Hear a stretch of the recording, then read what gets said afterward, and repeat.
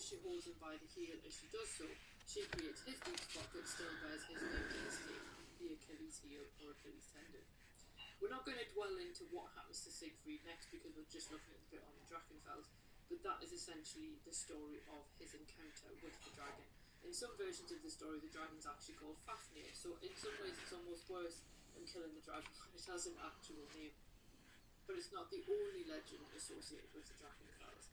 And another tale actually takes us back into the mountain's pagan past and was retold by Lewis Spence in his 1915 book, Hero Tales and Legends of the Rhine. Long ago, a dragon lived in a cave on the Drachenfels. The pagan peasants worshipped the creature and offered human sacrifices. These helped to stem the dragon's appetite, keeping it from eating farm animals and local people. Two warrior princes, Ringbod and Horsrick, often raided the Christian settlements across the Rhine, seizing captives to offer as sacrifices. One day, they got their prisoners back to their own land and started dividing the captives. A Christian maiden caught their eye, and such was her beauty that they fought over her. Both wanted to marry her, but neither would relinquish their claim. When they couldn't solve the argument through words, they decided to fight with weapons. The victor would win the maiden. Now the priest finally intervened, not wanting to risk losing skilled warriors in combat, and they decreed that since neither could decide who would have the maiden, and a Christian one at that, they would offer her as a sacrifice to the dragon. With some annoyance, the princes agreed, but Ringbod secretly hated the judgment. He'd actually fallen in love with the maiden, seeing her as more than just a prize, but his pleading with the priest got him nowhere. She would die the following day. The next day, the priest led the maiden to a clearing outside the cave and tied her to an oak tree. The dragon always emerged at dawn, so everyone waited in the half-light of morning for the dragon to appear. As you can imagine, the villagers murmured with excitement, keen to see the dragon devour the devout Christian. Horsrick watched with some disinterest, glad that if he couldn't have her, no one would. Ringbod, however, watched with a heavy heart. The calm resolution of the maiden impressed him. No warriors entered battle with such a steadfast spirit. Dawn broke and the dragon hauled itself from the cave. Smoke drifted from its nostrils, and it bared its fearsome teeth at the onlookers. Still, the maiden seemed to show no fear. She greeted its approach with a hymn, singing praise for her god while the dragon roared. It grew close enough to pounce, and the maiden made her move. She held out her crucifix, and the dragon threw itself to one side, desperate to evade the holy symbol. It lost its footing and crashed over the side of the cliff and fell into the Rhine below. The villagers dropped to their knees in shock and awe, and Ringbod ran down to free the maiden. Despite the best efforts of the priests, the villagers chose to convert to Christianity. Ringbod finally married the maiden and built Burg Drachenfels in her honour. Now, while we've lost the maiden's name over the centuries, the legend still marks her bravery. So what do we ultimately make of these two legends? And that's one question to ask, but perhaps a better question to ask is, did the legend come first or the name of the hill? And I only ask this question because Lewis Spence notes that some people doubted the authenticity of the legend of Ringbod and the Christian maiden. I mean, it does feature an actual dragon, so you can sort of see their point. Yet these same people thought the name might come from Drachenfels, meaning Trachyte rock. And as Spence explains, another hill near Mannheim bears the name Drachenfels and has a similar geology, albeit without a legend. Now that said, Spence does doubt somewhat that, and I quote, the people of antiquity would bestow a geological name upon any locality, end quote. So he seems to think that people in years gone by wouldn't have given a spot a geological name that would have to have had a legend to go with it. Now that said, people have quarried trachyte ore on the hill since the era of the Romans, so these quarries, while they're not in use now, obviously have some age to them, shall we say. And builders actually used stones from the hill to build the St. Maria im Capitol church in Cologne in around about 1000 AD. So it's entirely possible that the name does come from the geology and the legend came later to explain the name choice. Now perhaps that's why it became such an obvious location in the Nibelungenlied. Either way, the similarity between the Siegfried version and the Spence version focuses on a maiden being sacrificed to a dragon. So where one hero frees her and returns her home, the other one marries her. Now there's no sense that Siegfried frees her because he fancies her, rather because it's the right thing to do, which perhaps makes his victory more noble overall. Although obviously if you do know the rest of the story, you kind of feel like you would have been better off just staying with the maiden. It's kind of like making a life with her, but that's a side issue. Now, I do highly recommend a visit to the Drachenfels if you are in the Cologne or Bonn area. You can take a tram to the top of the Drachenfels and then walk back down, as I did in 2013, or you can actually walk all the way to the summit if you're more ambitious. And I should point out, I remember when I came back down the mountain again after I'd been up to the top, it's really, really steep, like more than you would expect it to be. But you can visit the ruins of the castle at the summit for excellent views of the Rhine. And also there are other things to see on the mountain as well. So you've got Schloss Drachenberg, which stands a little bit further down the hill, and that was built by Baron Stephen von Sartre in 1882. Now it's a neo-Gothic confection, but surprisingly Sartre never actually lived at the castle, choosing instead to live in Paris, so it was never actually lived in his lifetime. And Sartre died in 1902, and his nephew Jakob Biesenbach actually bought the castle from the state. He was the one who first turned the castle into a tourist attraction, or it was then converted into a Christian boarding school in the 1930s. It did house a Nazi elite school in the early 1940s before US soldiers occupied the castle after the war. And it essentially swaps hands quite a lot of times until it becomes a listed monument in 1986. And as I say, it's well worth a visit. It's absolutely gorgeous inside. And it's the kind of thing that you'd almost expect a Hammer horror film to be filmed there. Like, it's really got that sort of baronial Gothic thing going on. It's absolutely beautiful. And the Lambton worm, perhaps the most famous one that I can think of, at least in this region. So we have had dragons before, but this is like a proper fire-breathing dragon. And it's described in various different ways. There's lots of coils involved, so it almost sounds a little bit like a worm as well, rather than a smoke-type dragon. But again, you can imagine it whichever way you want, I think, really. Whether it had any treasure or not, I really don't know, but obviously Siegfried did bury treasure in the cave, so I guess he kind of created the dragon's hole after the dragon was already dead. But anyway, as I say, I hope you enjoyed that. We will be continuing next week with something else, haven't decided what yet, so if you do have any requests, please do let me know. I am also still debating what theme to do for December, but I was thinking, as we're sort of coming in, it's actually Pen y Fan. It's 886 metres above sea level. Now, according to Marie Trevelyan, so it's unclear how common this belief actually was, dragons and flying serpents can be found among the Banna Brycheiniog. Yet it's fairies that appear in many of the stories, as we'll discover in this week's episode of Fabulous Folklore. Hello there, and welcome to Fabulous Folklore, the podcast for all things folklore, occult, and just a bit weird. I'm your host, Icy Sedgwick, blogger, fantasy author, and your guide into these rather mysterious realms. I've got some rare things to show you, so come on in, take a look around, but be careful not to touch anything. These things sometimes bite. Well, hello there, and welcome back to Fabulous Folklore with me, your host, Icy Sedgwick. I do hope that you're well, and I want to start this episode by noting that while it does mark Armistice Day here in the UK, 11th of November does also have another meaning, one that many people may have forgotten, at least in the UK, because at one point it was the feast of St Martin of Tours, or Martinmas. Other places do still celebrate, although we don't, most likely because of the fact that we obviously have Armistice Day instead. Now, much like St Swithin's Day in July, there is actually weather folklore attached to the day, which is why I want to mention it. So if Martinmas is warm, we'll see a harsh winter. Yet if Martinmas is icy, we'll see a warm Christmas. So pay attention to the weather today. Now, as it is Armistice Day, I did think it would be too easy for this episode to be brought to you by the poppy, so I thought we'd go for something a little bit different. So this episode is brought to you in Sesame Street style by French willow, which in Mrs. Berg's like, and then Banai is therefore its plural. Brycheiniog comes from Bruchen, a king in the 5th or 6th century. Now, according to medieval folklore, he had many children, including Dunban, the Welsh patron saint of love. Now, the law also claims that he was Irish, and while little is known for definite about Bruchen, Rebecca Thomas notes evidence of an Irish influence on the area during the Middle Ages. But we're going to get started with the folklore, and I want to start off with the Old Woman of the Mountains, because the Welsh mountains have their own fairies called the Gwyllion.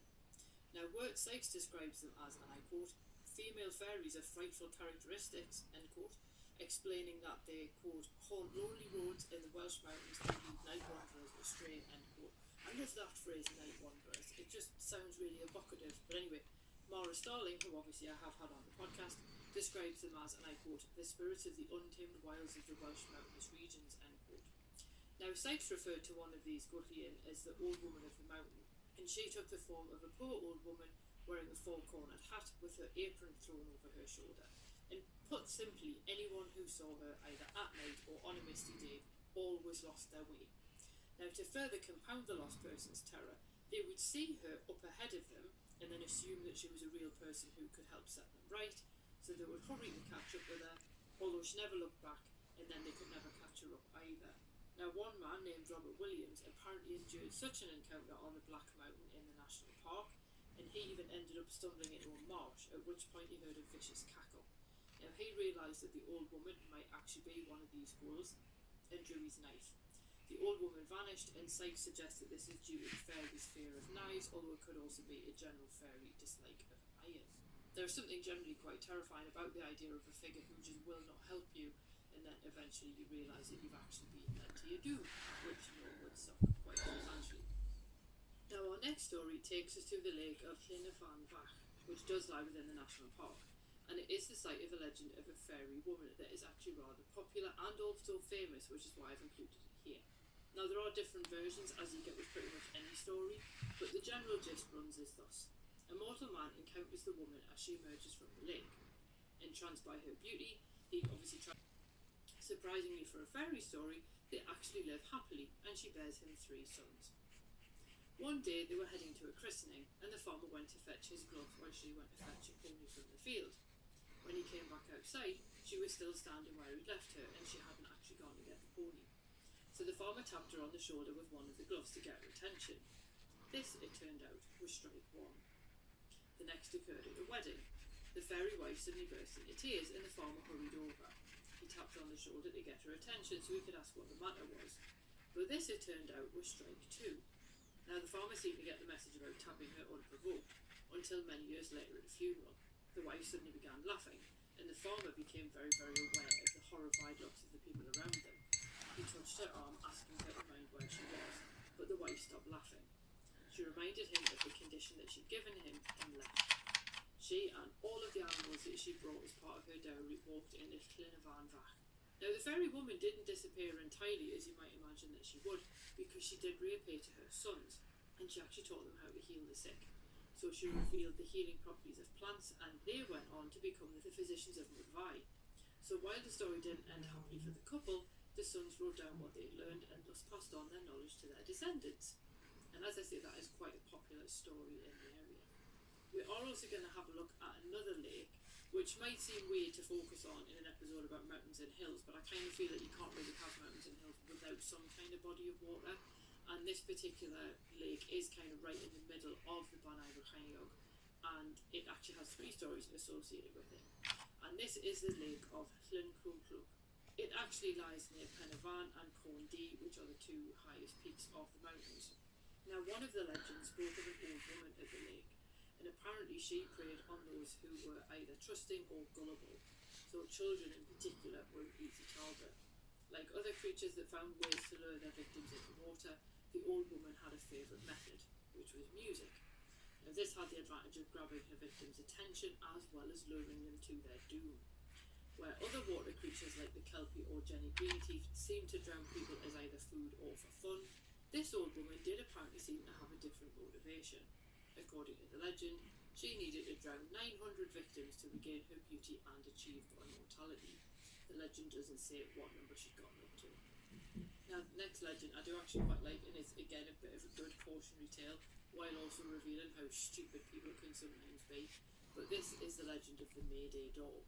And as you might have imagined, in this particular legend, a doorway appeared in a rock beside the lake every May Day. If you were brave enough to pass through, you would find yourself in a passage. And if you were brave enough to pass through that, you'd find yourself in an enchanted garden on an island in the middle of the lake. Now, if you're saying, but there is no island in the middle of that lake, then that, my friend, is part of the magic. Those on the island could see the lake shore, but those on the shore couldn't see the island.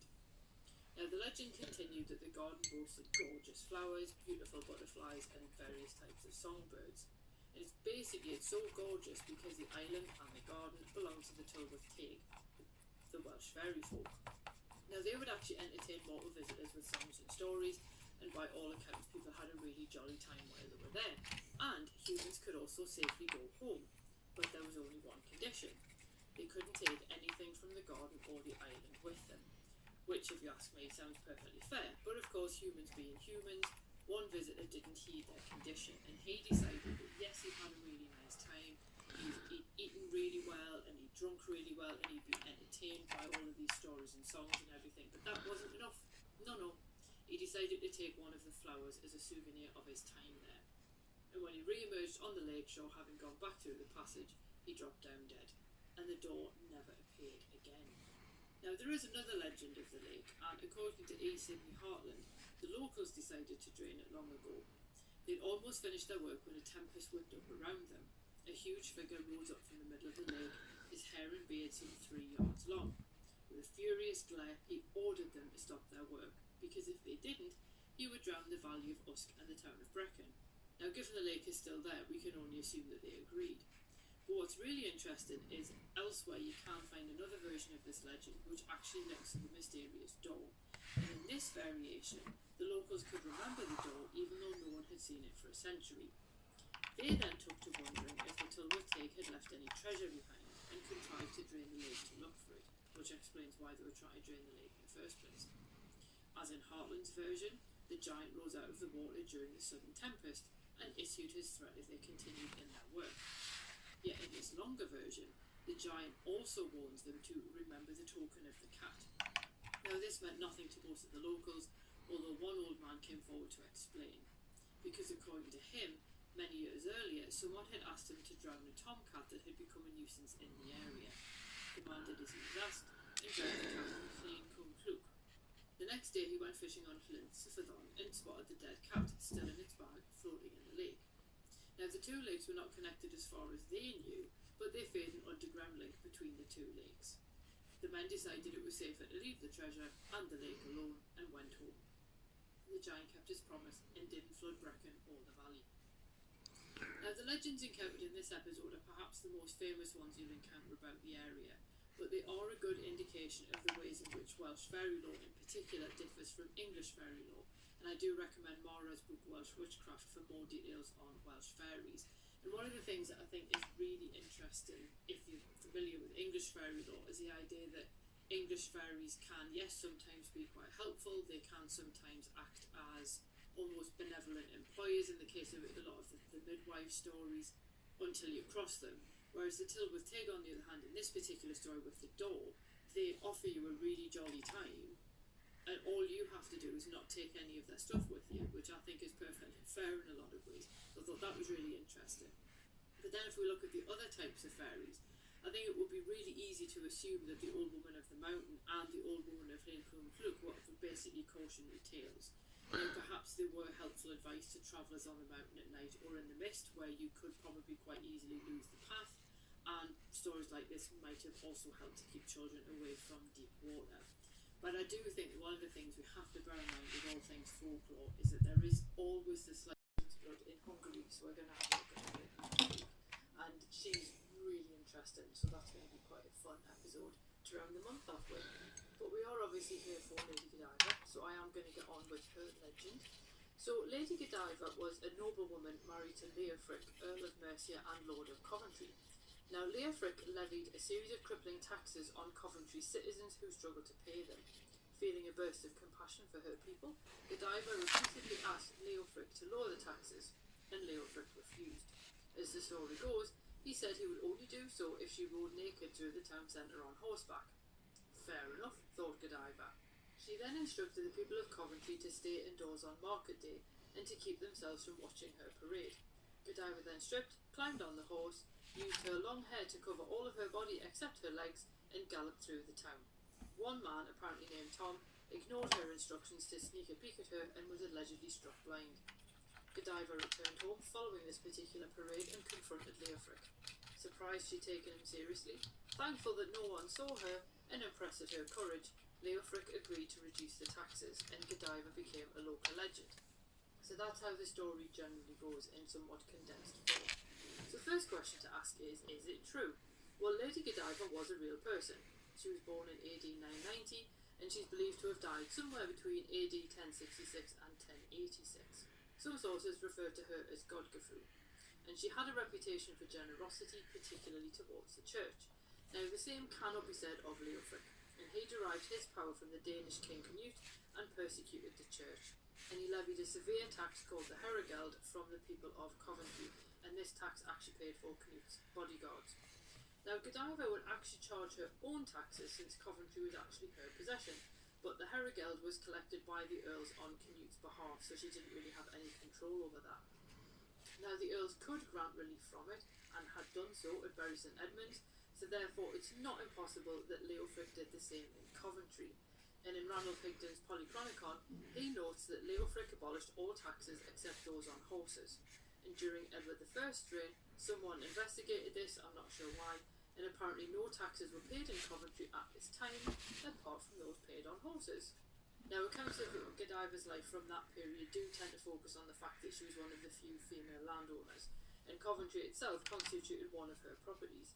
But it is really important to note that none of the contemporary records mention a naked ride through the town. That's the kind of thing that would stand out. That said, the legend even claims Leofric actually changed the religion after Godiva stunned, founding a Benedictine monastery with her.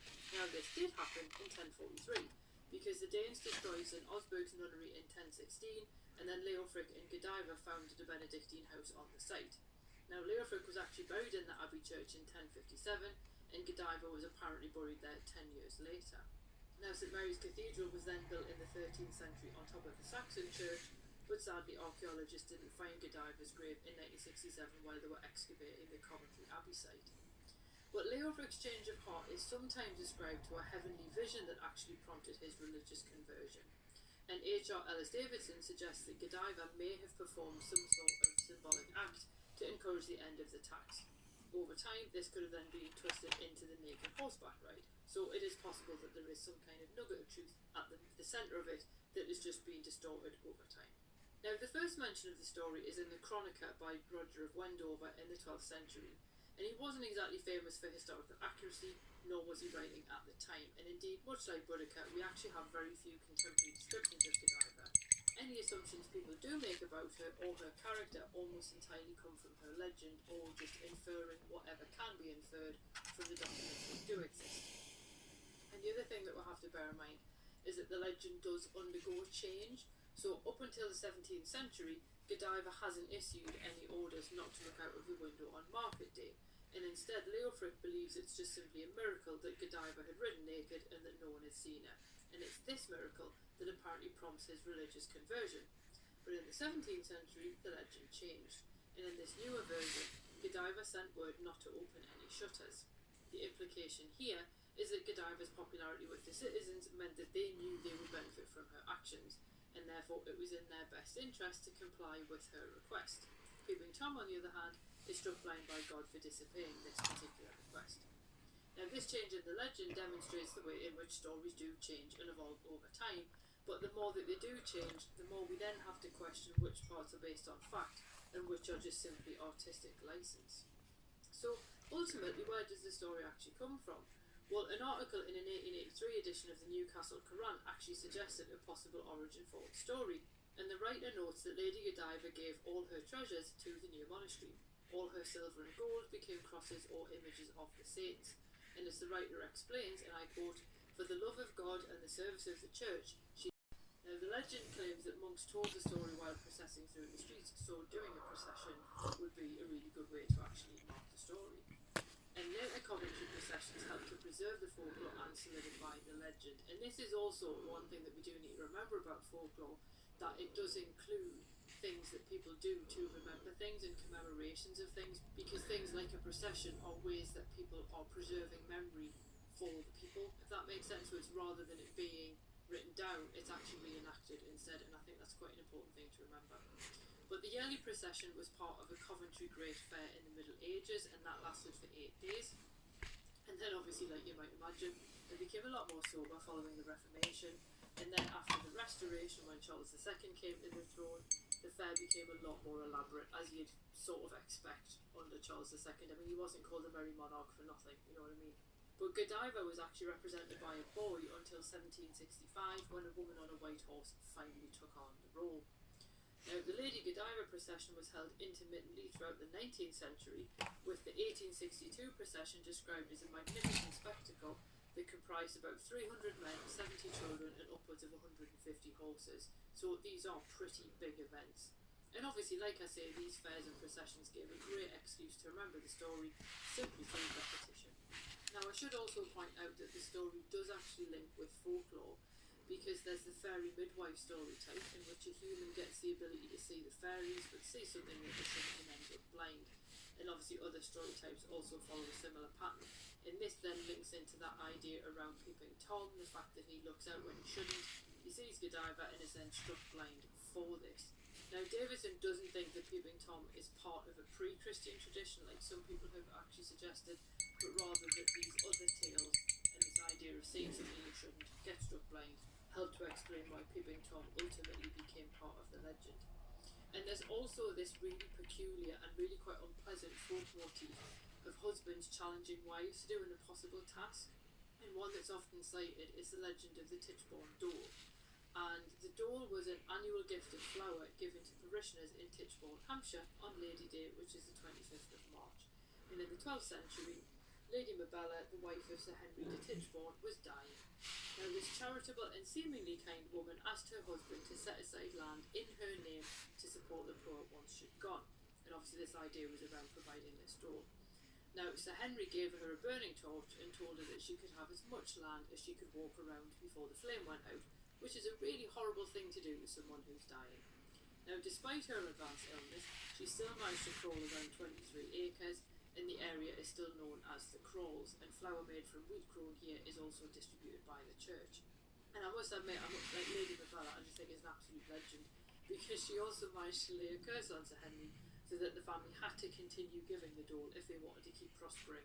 So I like the fact that she built a bit of a fail-safe into that particular way of doing things. But in this case, the kind wife does something humiliating to benefit the people at the order of a tyrannical husband. And basically, the Godiva story fits the same type. Now, obviously, this story is later because it's the 12th century, but it does still fit into that idea of just nasty men making women do something awful because they're trying to benefit other people. Now, Davidson does suggest that Peeping